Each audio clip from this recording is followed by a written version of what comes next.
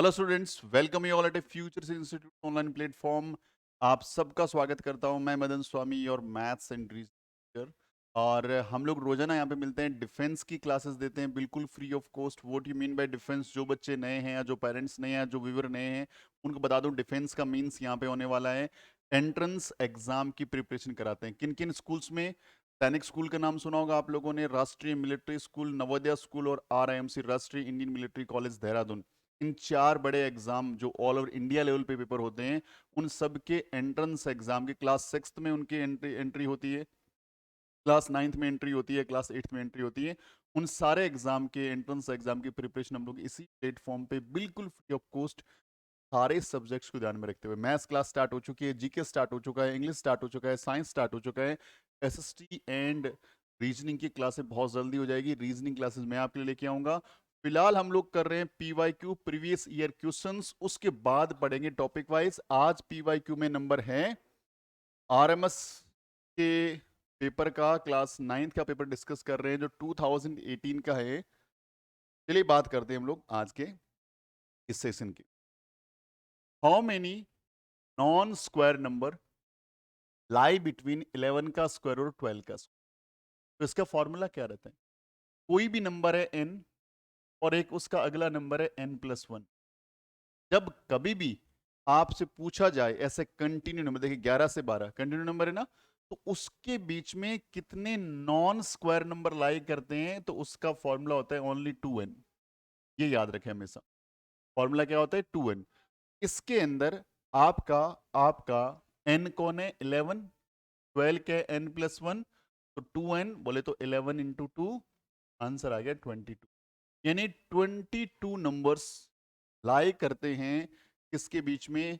11 का स्क्वायर और 22 के स्क्वायर के बीच।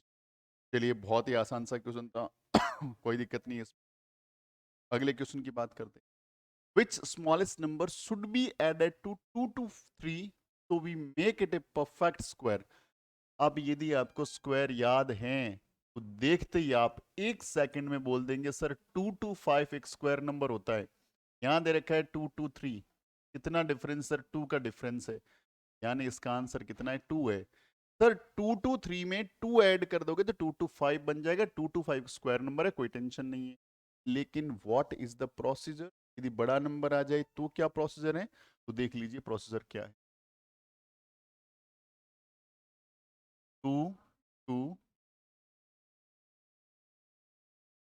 ये एक लॉन्ग डिवीजन मेथड है स्क्वायर रूट निकालने का। हमें राइट साइड से दो दो के पेयरिंग करना होता है, एक पेयर, अगले पेयर में कोई नहीं तो ये सिंगल पेयर बन जाए। अब ये स्क्वायर रूट निकालने का प्रोसेस है, तो ये डायरेक्ट डिवाइड की तरह काम नहीं करेगा, थोड़ा डिफरेंट ढंग का डिवाइड है नाम तो इसका डिवीजन है लेकिन प्रॉपर डिवीजन को फॉलो नहीं करता ये। यहाँ पे स्क्वायर नंबर बोलना होता है 1 1 जा 1। यदि मैं 2 लूंगा तो 2 2 जा 4, 4 इससे बड़ा हो जाएगा। 3 3 जा 9 ऐसे लिखा जाता है। 1 1 जा 1 छोटा है, जाएगा डिवाइड, कोई टेंशन नहीं है। तो 2 में से 1 गया, 1 बच गया, और भी 1 आ जाए, ये 1 ऊपर आ जाता है। अब ये नंबर ऐड हो जाता है, 1 और 1 कितना हो गया? 2। प्रोसेस को समझना, 1 और 1 कितना हो गया? 2। अब ये 2 बड़ा हो गया, ये छोटा है, और यहाँ पे हमें एक नंबर भी लिखना है। यहाँ पे हम एक नंबर लिखेंगे तो सबसे छोटा एक डिजिट लिखना पड़ेगा।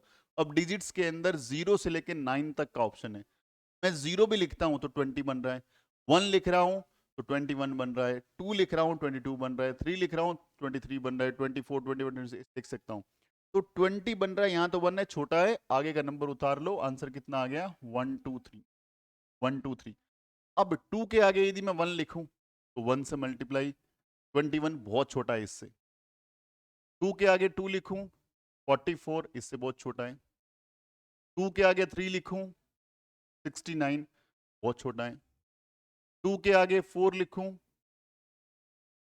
96, इससे बहुत छोटा है। 2 के आगे 5 लिखूं 125, इससे बड़ा आ गया। यहां पे मैं 2 के आगे 4 लिख रहा हूं, मान लीजिए 4 लिख लेता हूं, 4 मान लेते हैं, 4 है, ठीक है। 4 4 जा कितना हो गया? 4 4 हो गया 96। माइनस करूंगा, यदि मैं 96 को यहां से माइनस करता हूं तो मैं यहां पे नहीं फाइंड आउट कर पा रहा हूं, तो क्या करना चाहिए? कि मुझे तो रिमाइंडर फाइंड आउट करना है ना, क्या ऐड करना है। ध्यान रखना है, सब्ट्रैक्ट का होता तो मैं यहाँ पे सब्ट्रैक्शन का आंसर निकाल लेता, लेकिन ये सब्ट्रैक्शन का नहीं है। तो हमें क्या करना पड़ेगा, हमें यहाँ पे देखना पड़ेगा। यदि सब्ट्रैक्शन का क्वेश्चन होता, यदि सब्ट्रैक्शन का क्वेश्चन होता तो मैं देख लेता कितना 27। यदि सब्ट्रैक्शन का पूछा जाता, यदि पूछा जाता which smallest number should be subtracted, इसमें से क्या माइनस करेंगे परफेक्ट क्यूब बन जाए, तो आंसर होता 27। कोई टेंशन नहीं। लेकिन ये क्वेश्चन किसका है, ये क्वेश्चन है ऐड का, कि क्या ऐड करें मेरे भाई। तो ऐड करने के लिए ना मुझे देखना पड़ेगा, सोचना पड़ेगा, समझना पड़ेगा कि यहाँ पे यदि मैं 5 लिखता हूँ, यहाँ 5 लिखता हूँ, तो यहाँ पे आता है 1 2 5, यानी कितना कम पड़ रहा है, -2, -2 रिमाइंडर आ रहा है। यानी यदि 2 2 3 के अंदर, यदि 2 2 3 के अंदर 2 में ऐड कर दूं तो क्या बन रहा है, 2 2 5 बन रहा है। और 2 2 5 is a square number, 2 2 5 is a square number, और वो किसका है, 15 का स्क्वायर है। तो क्वेश्चन क्या था, which smallest number should be added to 2 2 3 so as make it a perfect square. तो इसका आंसर होगा सर 2। इसका आंसर कितना आ जाएगा, 2 should be added to 2 to 3, it becomes 2 to 5 and we can say this is a square number। इस question का answer कितना आ गया, 2 आ गया। Let's moving on next question। A cuboid has dimension 5 centimeter, 2 centimeter and 5 centimeter। How many such cuboids will the needed to form a cube। आपके पास एक cuboid है जिसकी side 5 centimetre, 2 centimetre और 5 सेंटीमीटर। अब वैसे क्यूब्स आपको कितने नंबर ऑफ क्यूब्स लेने पड़ेंगे, उनको असेंबल करें तो पूरा एक क्यूब, सॉरी कितने क्यूबॉइड लेने पड़ेंगे, क्यूबॉइड है वो, क्योंकि तीनों साइड अलग अलग है इसकी, या मैं बोलूं तीनों साइड में से कोई 2 साइड भी सेम है, तीसरे अलग अलग है, तो वो क्यूबॉइड ही होगा। क्यूब होने के लिए सारी साइड इक्वल होनी चाहिए, सारी साइड इक्वल होनी चाहिए, ए तीनों साइड ए जैसे ए होनी चाहिए या इक्वल होनी चाहिए। यहाँ पे यदि तीनों साइड एक जैसी नहीं है, मतलब क्यूबॉइड है, तो क्यूबॉइड, एक क्यूबॉइड का डायमेंशन दे रखा है, वैसे वैसे कितने क्यूबॉइड को अरेंज करूं कि उससे एक क्यूब बन जाए। इस तरह का बहुत इंपॉर्टेंट सवाल आता है एग्जाम में। तो देख लो कि इस क्वेश्चन का आंसर कैसे निकाल सकते हैं हम लोग, कैसे कर सकते हैं, जरा बहुत ध्यान से देखिए। यहाँ पे क्या बात समझनी है कि सबसे पहले जब भी इस तरह का क्वेश्चन आए, जब भी इस तरह का क्वेश्चन आए, एक तो इनका एलसीएम लेना होता है। इसका एलसीएम आप लेंगे तो इसका एलसीएम आ रहा है 10। एलसीएम कितना आ रहा है, 10 एलसीएम। अब मुझे क्या करना है, जो एलसीएम आ रहा है उस एलसीएम के बेस पे एक क्यूब की साइड को सपोज करके, एक क्यूब की साइड को सपोज करके मुझे उसका वॉल्यूम निकालना है। यदि क्यूब की साइड 10 हो, का वॉल्यूम हो जाएगा 10 इंटू 10 इंटू 10। अब मुझे इसमें से देखना है, मुझे अब इसमें से देखना है कि भाई ये क्या है, ये तो उस क्यूब का वॉल्यूम है जो हम बनाएंगे, छोटे छोटे क्यूबॉइड रख करके जो नया क्यूब बनाएंगे उसका वॉल्यूम ये आ गया, क्योंकि उसकी साइड कितनी होगी, 10 सेंटीमीटर होगी। साइड कैसे फाइंड आउट करते हैं, take the LCM of given dimensions of cuboid. जो भी क्यूबॉइड तुम्हारे सामने दे रखा है उनकी साइड्स का एलसीएम लीजिए, और जो भी तुम्हारा एलसीएम आता है that will become your new cube side. ये जो नया क्यूब बनेगा उसकी साइड बन गई, साइड 10 आ गई, तो नए वाले क्यूब का वॉल्यूम निकाल लो। तो नए वाले क्यूब का वॉल्यूम आ गया ए क्यूब, 10 इंटू 10 इंटू 10। क्लियर। अब अब आपको देखना है कि यार इसका वॉल्यूम कितना है तुम्हारा, तो ये एक छोटा जो क्यूबॉइड है उसका वॉल्यूम क्या है सर, उसका वॉल्यूम ये रहा 5 इंटू 2 इंटू 5। ये टोटल वॉल्यूम यू नीडेड, यानी छोटे छोटे आप इस तरह के क्यूबॉइड को असेंबल करके एक आप बड़ा क्यूब बनाना चाहते हैं, तो आपको पता है इसका वॉल्यूम तुम्हारे सामने ये रहा 1000, और इसका वॉल्यूम है 5 इंटू 2 इंटू 2। तो ऐसे कितना चाहिए, ऐसे कितने छोटे छोटे क्यूबॉइड चाहिए कि ये बन जाए, तो आपको पता होना चाहिए total volume divided by volume of one cuboid. Total volume divided by volume of one cuboid. आप इसको डिवाइड कर लीजिए, 2 2 एंड 5, ये हो गया 20। यानी आपको छोटे छोटे कितने क्यूबॉइड चाहिए, 20 क्यूबॉइड चाहिए, जिनका डायमेंशन होगा 5 सेंटीमीटर, 2 सेंटीमीटर एंड 5 सेंटीमीटर। आप ये प्रैक्टिकली करके भी देख सकते हो। इस तरह के छोटे छोटे क्यूबॉइड ले लो और उनको असेंबल करना स्टार्ट करो, और असेंबल करके उसकी ध्यान रखना, लेंथ को भी 10 रखना है, हाइट को भी 10 रखना है, और विड्थ को भी 10 रखना है। और 10 सेंटीमीटर का यदि इस ढंग से असेंबल करोगे तो टोटल वहां पे 20 क्यूबॉइड आपको रिक्वायर्ड होंगे, तभी जाके वो एक क्यूब बनेगा जिसकी एक साइड 10 सेंटीमीटर होगी। तो right answer of this cube that is 20। चलिए बात करते हैं, ये बच्चों वाला क्वेश्चन आ गया। क्यूब रूट निकालना है, 3 4 3 क्यूब रूट होता है 7। इस क्वेश्चन में तो कुछ नहीं बताना। मल्टीप्लिकेटिव इनवर्स क्या होता है, यदि कोई x दे रखा है तो इसको 1/x से मल्टीप्लाई करके अल्टीमेटली आंसर 1 लाना है, बस बात खत्म। तो यदि आपको -3/19 का मल्टीप्लिकेटिव इनवर्स चाहिए तो इसका रेसिप्रोकल कर दो, तो माइनस में 9/13, माइनस माइनस क्या हो रहा है प्लस, 13 से 13 कैंसिल, 19 से 19 कैंसिल, आंसर 1 आ रहा है ना। तो your answer will be -19/13। Multiplicative inverse का मतलब होता है कि गिवन नंबर को उसके रेसिप्रोकल से मल्टीप्लाई कर दो, then you will receive 1। Multiplicative inverse में क्या होता है कि 1 लेके आना होता है, हर हाल में क्या लेके आना होता है 1। और x को मैं किससे मल्टीप्लाई करूंगा, 1/x से, तभी तो 1 आ रहा है। क्लियर? तो right answer is this one. If a and b are two positive integer, a और b दो पॉजिटिव इंटीजर हैं, उनका HCF एंड LCM क्या होगा। ध्यान क्या रखना है, दो पॉजिटिव इंटीजर है तो एक फॉर्मूला याद रखना है, LCM multiply with HCF is equals to होता है प्रोडक्ट ऑफ टू नंबर्स। यदि दो नंबर का मैं एलसीएम निकाल रहा हूँ, एचसीएफ निकाल रहा हूँ, और बाद में यहाँ पुट करके देखूंगा तो एकदम इक्वल आएगा। दो नंबर का एलसीएम निकाला, यहाँ पुट किया, दो नंबर का एचसीएफ निकाला, यहाँ पुट किया, और इन दोनों को मल्टीप्लाई किया, और बाद में जो दो नंबर हम लोग काम में ले रहे थे जिनका एलसीएम एचसीएफ निकाला है, उनको आपस में यदि प्रोडक्ट करोगे तो उनका आंसर और इनका आंसर हमेशा बराबर आएगा। वही कॉन्सेप्ट यहाँ पे लगाना है। दो नंबर तुम्हारे सामने के ए और बी, यानी product of number A into B. LCM कितना दे रखा है, जो भी इसका एलसीएम आएगा और जो भी इसका एचसीएफ आएगा, हमें तो इसके पूछा है, तो एलसीएम मल्टीप्लाई विद एचसीएफ क्या होता है, हमेशा ए बी होता है। ध्यान रखना क्या होता है, ए बी। तो इसका आंसर हो गया ए इंटू बी, ए इंटू। इस बात को विशेष तौर से ध्यान रखना, ये फॉर्मूला बहुत ज़्यादा इंपॉर्टेंट है, बहुत ज़्यादा इंपॉर्टेंट है। अब ये फॉर्मूले को लर्न रखना है आपको। चलिए अगले क्वेश्चन की बात करते हैं। अगेन ये बच्चों वाला क्वेश्चन आगे फिर बिल्कुल। Volume of cylinder pi r square h, बस याद रखना है पाई आर स्क्वायर एच। 2πr क्या होता है, PSA of cylinder. Pi R H कुछ नहीं होता भाई, 2πr ऐसा भी कुछ नहीं। ठीक है, तो ये बात ध्यान रख।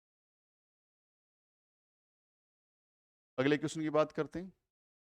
If the diagonals of rhombus, diagonals दे रखा है, ये आपका D1 दे रखा है, ये आपका D2 दे रखा है। एरिया निकालना है, एरिया का formula half D1 into D2 होता है। हाफ की जगह हाफ 6 रखेंगे, यहाँ पे 8 रखेंगे, कैंसिल करेंगे 3, आंसर आएगा 24 centimetre square. 24 centimetre square, formula याद रखना है हाफ D1 इंटू D2। अगला क्वेश्चन देख लीजिए। If out of 250 students 60% likes tree, the number of student who do not likes tree. अरे भाई बच्चों वाला क्वेश्चन, ये भी 250 में से 60% बच्चों को ट्री अच्छी लग रही है, तो 40% बच्चे होंगे जिनको हिस्ट्री अच्छी नहीं लग रही। तो 40% निकाल लो, 250 मल्टीप्लाई विद 40 डिवाइड बाई 100, 1070 2500, यानी 100 बच्चे ऐसे हैं जिनको हिस्ट्री पढ़ना बिल्कुल भी अच्छा नहीं लगता। तो ये तो बहुत ही इजी। अगला question, the height of cuboid whose volume is इतना एंड बेस।